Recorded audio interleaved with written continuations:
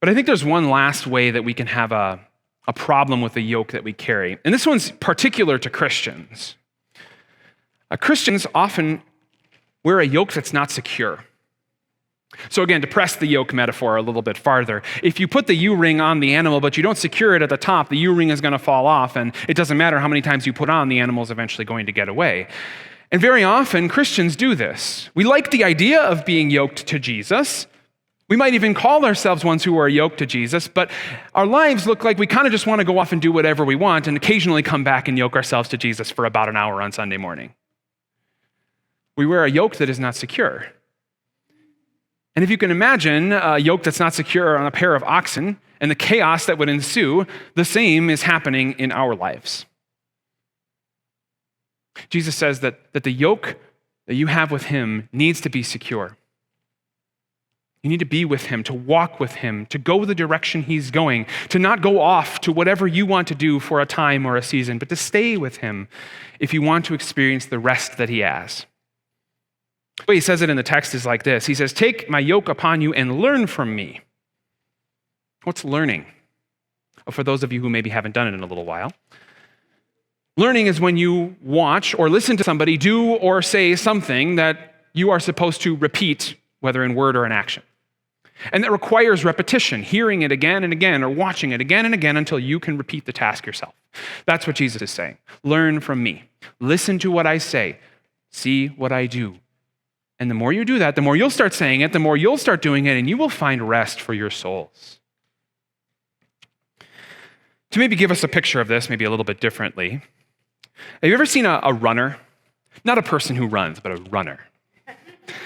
You've seen these people? They look beautiful in spandex because they have that lean but honed look. They never break a sweat. At the end of the run, they're high-fiving and smiling while the rest of us are throwing up. And their warm-ups are like a little bit faster than I would run if a bear were chasing me on an ATV with a gun. You seen these people? Why are they the way that they are and I'm not? Lifestyle, right? Lifestyle. Isn't about just running or not running. It's about everything else that goes on besides the running. While I'm staying up late to watch the end of the Leafs game with a beer in hand, they've gone to bed at 8:30 after drinking a liter of water and eating celery. While I'm dragging myself out of bed to push the start button on the coffee machine, they've already run 10K. And when I'm turning the air conditioner down, because frankly, who can be outside in July, they are sweating their butts off out there. Their lifestyle is different. And so they lived a life that both they and I wish we could have.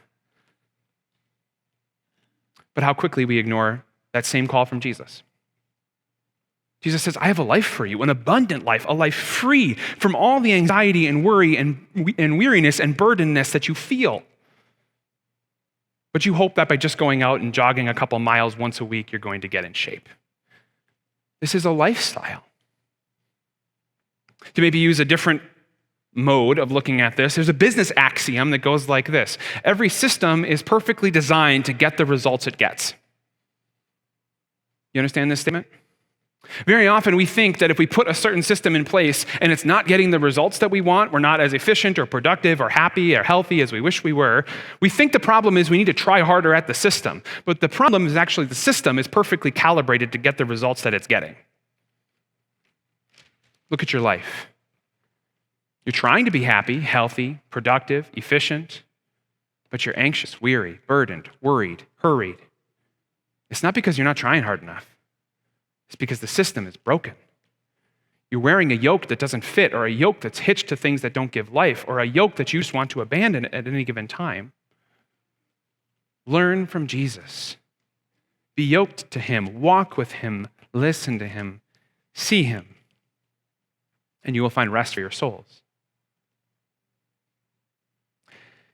And it's not going to be easy.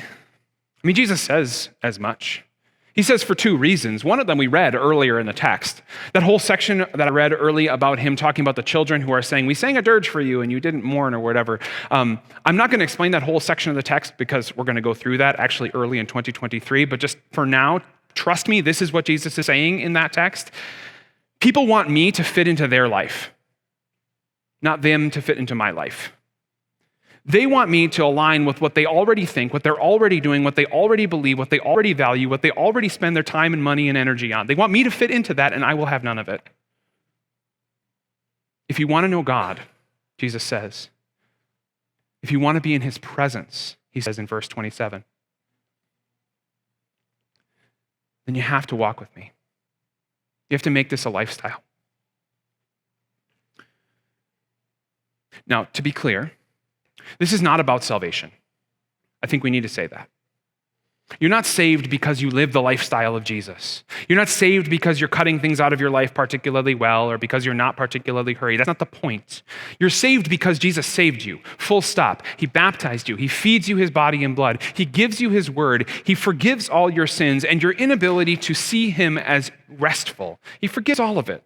But what he's inviting you to do is to now tap into the resources of that reality, to take that truth and plant it deep in your heart. And it's going to take death, right? The second thing that Jesus says about following him and why it's not easy is that if anyone wants to come with him and follow him, they need to take up their cross daily and follow him. It's going to feel like death. And it might for you. Can you imagine? What if you just turned your phone off for a whole day? Would that feel like a little death? Or if you deleted all the social media apps on your phone, would that feel like a little death? Or if you unplugged your TV for a week, would that feel like a little death? Or if you were the first person to go home from work every day this week, would that feel like a little death? Or if you drove under the speed limit this entire week, would that feel like a little death? And we could go down the list, but it might hurt. It might hurt. It might hurt because it might actually cause you to admit that for maybe decades of your life, you've been living contrary to the way Jesus wanted you to live. But what comes after death? Resurrection. Life, abundant life, the life that you should have, the life that Christ offers you. Be willing to die to these things and find that life.